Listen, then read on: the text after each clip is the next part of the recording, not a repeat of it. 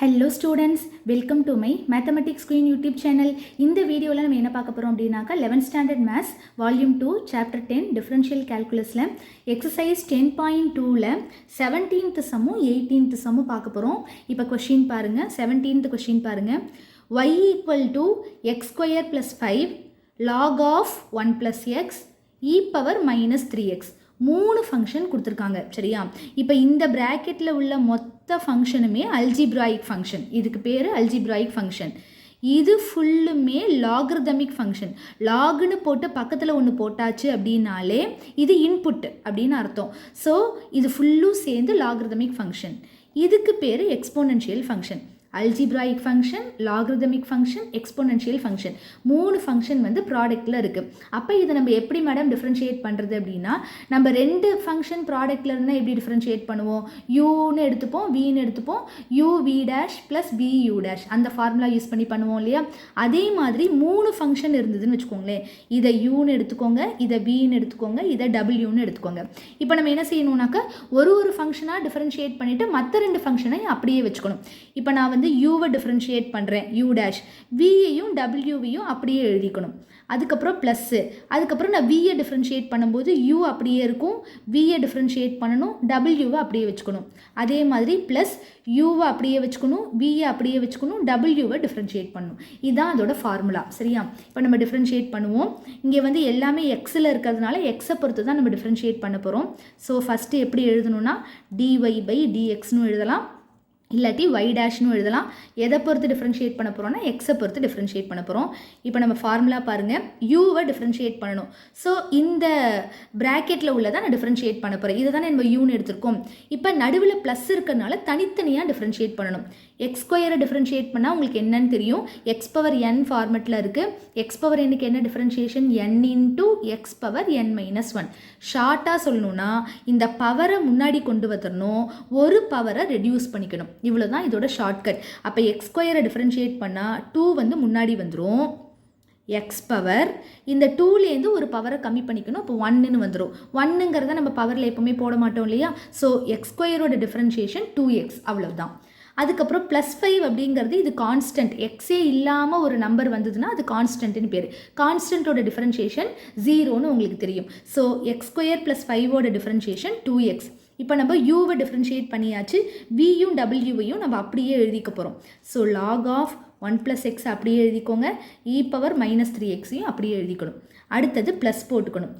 அடுத்தது யூவை நான் அப்படியே வச்சுக்கணும். சரியா? வியை டிஃப்ரென்ஷியேட் பண்ணணும். லாக் ஆஃப் 1 ப்ளஸ் எக்ஸ்ன்னு இருக்குது. இப்போ நம்ம என்ன பண்ணணும்னாக்க இங்கே லாக் எக்ஸ்னு இருந்துச்சுன்னா நமக்கு பிரச்சனை கிடையாது, 1 பை எக்ஸ்னு ஃபார்முலா ஈஸியாக போட்டுருவோம்.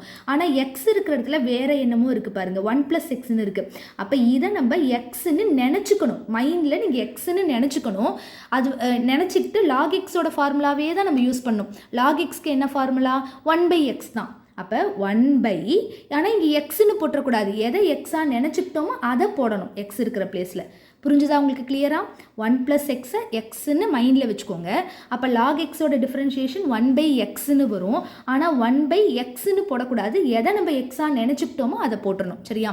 அதுக்கப்புறமா எதை எக்ஸாக நினச்சிக்கிட்டோமோ அதை ஒரு தடவை டிஃப்ரென்ஷியேட் பண்ணோம், அதை மறந்துடக்கூடாது.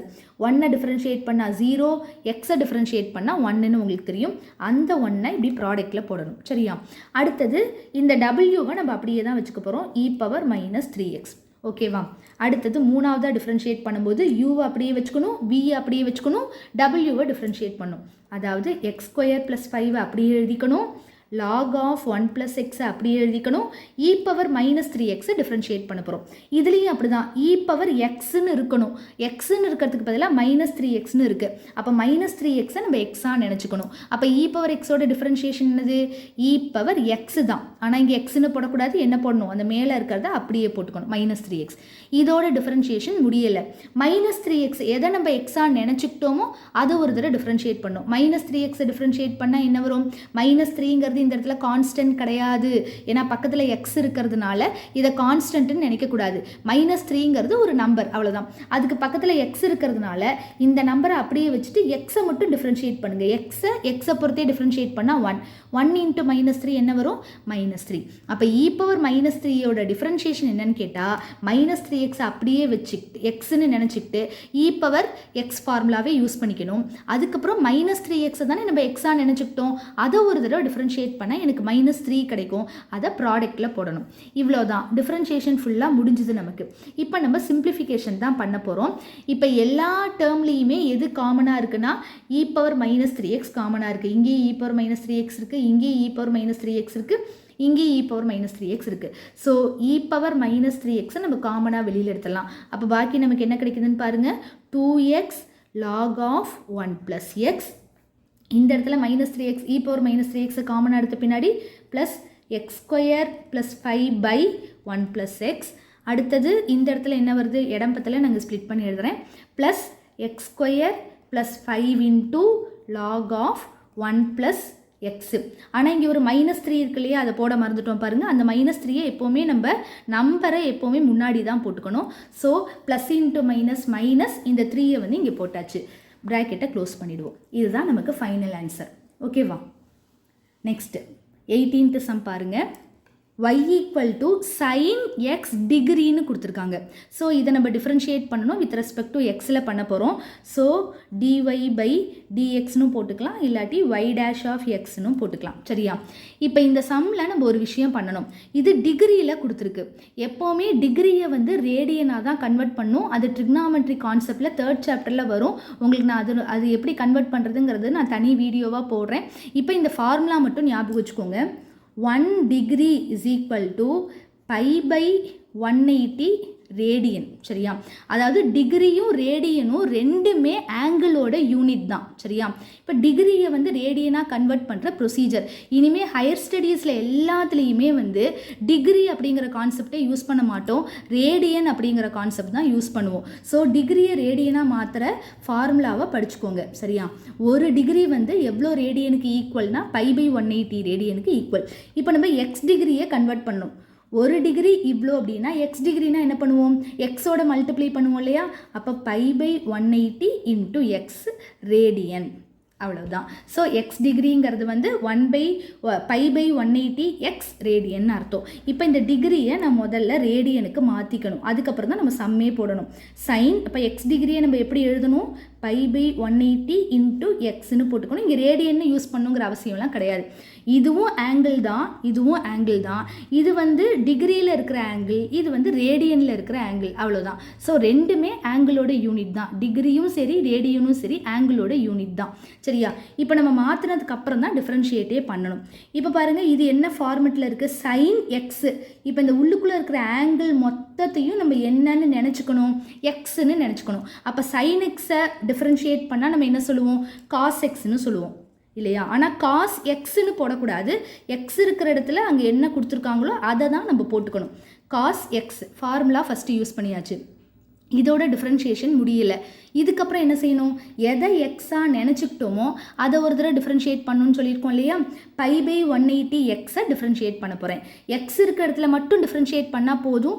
இந்த நம்பர் வந்து ப்ராடக்டில் வரதுனால இந்த நம்பர் அப்படியே தான் இருக்கும், அது ஜீரோவாலாம் மாறாது. சரியா? ஸோ π/180 அப்படியே வச்சுக்கோங்க.